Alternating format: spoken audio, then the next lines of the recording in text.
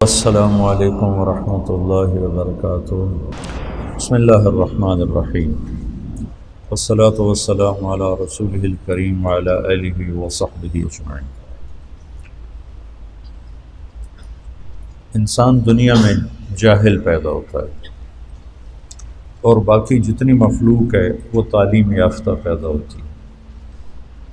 ہمارے بارے میں اللہ تعالیٰ فرماتے ہیں واللہ اخرجکم من بطون امہاتکم لا تعلمون شیئا۔ بھائی آواز ٹھیک کرو اس کی۔ اللہ نے تمہیں ماں کے پیٹ سے نکالا، تم کچھ بھی نہیں جانتے تھے۔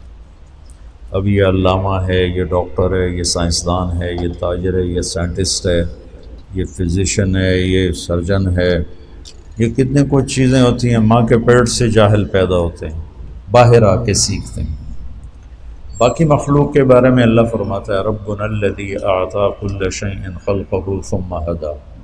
اللہ نے ہر چیز کو پیدا کیا اور اسے ہدایت دی، علم دیا۔ چونٹی کو لائن بنانا کوئی نہیں سکھاتا، خود اپنے اندر سے وہ یہ علم لے کے آتی ہے۔ دانے کو 4 ٹکڑوں میں کاٹ کے رکھنا غلہ سٹور کرنے کے لیے کہ یہ کہیں نرم ہو کے اگ نہ جائے، یہ علم اس کو اللہ آسمانوں سے دیتا ہے۔ 1 سینٹی میٹر سے زیادہ دیکھ نہیں سکتی، لائن کیسے بناتی، نکل کے واپس کیسے پہنچ جاتی، اور اس اندھیرے میں پورا خاندان کیسے ایک ملکہ کے تحت پورا خاندان 10 لاکھ چیونٹیوں کا خاندان ہوتا ہے، کس طرح ایک ایک کردار اپنے عمل میں، اپنی ڈیوٹی میں پوری طرح عمل کر رہا ہوتا ہے۔ یہ ہے اعطی کل شیء خلقہ ثم ہدی۔ انہیں اپنے پرہیز کا بھی پتہ ہے، غذا کا بھی پتہ ہے۔ شیر کو گھاس کھلاؤ مر جائے گا، نہیں کھائے گا۔ بکری کو گوشت کھلاؤ مر جائے گی، نہیں کھائے گی۔ یہ اپنے اندر ان کا علم پہلے سے ہے۔ چوہا آج اپنے بل سے نکلا، بلی کو دیکھتے ہی بھاگ کے واپس۔ کیسے پتہ ہے کہ یہ بلی میری دشمن ہے؟ اور انڈے سے بچہ نکلتا ہے اور نکلتے ہی چلنا شروع کر دیتا ہے اور دانا چگنا شروع کر دیتا ہے۔ ہمارا بچہ ماں کے پیٹ سے نکلتا ہے، اسے 1 سال تک چلانا ہی سکھانا پڑتا ہے، پھر کھلانا سکھانا پڑتا ہے، پھر کیا کھانا ہے کیا نہیں کھانا یہ بتانا پڑتا ہے۔ تو یہ فرق ہے انسان اور غیر انسان کا۔ تو یہ علم باہر سے لیتا ہے۔ اب چونکہ ہمارا پیپر تھا خلق الموت والحیات لیبلوکم ایکم احسن عملا، کہ اللہ نے ہمیں دنیا میں بھیجا، انا خلقنا الانسان من نطفۃ امشاج نبتلیہ فجعلناہ سمیعا بصیرا۔ ہم نے انسان کو 2 پانیوں سے پیدا کیا کہ اس کو ہم آزمائیں، آزمائش کے لیے پھر ہم نے اس کو سننے والا بھی بنایا اور دیکھنے والا بھی بنایا۔ وجعل لکم السمع والابصار والافئدہ، اور اللہ تعالیٰ نے ہمیں آنکھیں بھی دیں اور کان بھی دیے اور دماغ بھی دیا اور دل بھی دیا۔ اور چونکہ پیپر تھا، جانور کا پیپر کوئی نہیں، لہٰذا نہ وہ غلط کرتا ہے، نہ وہ غلط سوچتا ہے، نہ وہ اپنی ترتیب زندگی میں اپنے راستے سے ہٹتا ہے۔ ہٹانا بھی چاہو تو نہیں ہٹتا۔ ہمارے لیے ہے انا ہدیناہ السبیل اما شاکرا و اما کفورا۔ ہم نے تمہیں راستہ دکھا دیا ہے، اب تم شکر گزار بنو یا کافر بنو، یہ اب تمہاری اپنی ثواب دید پر ہے کہ تم کون سا راستہ اختیار کرنا چاہتے ہو۔ تو امتحان کی وجہ سے ایک شیطانی طاقت ہے، اس کی دعوت ہے، ایک رحمان کی طاقت ہے اور اس کی دعوت ہے۔ اللہ کی دعوت انبیاء سے چلتی ہے اور آسمانی کتابوں سے چلتی ہے۔ شیطان کی دعوت زخرف القول سے چلتی ہے، غرورا، جھوٹی باتیں،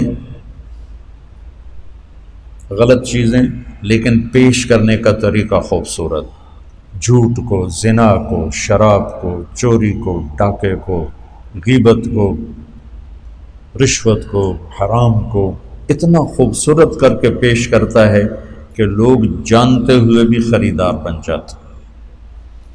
اور ہمیں حق پیش کرنا نہیں آتا، ہم اتنی بدصورتی سے حق کو پیش کرتے ہیں کہ حق والے ہی گھبرا کے بھاگنا شروع کر دیتے۔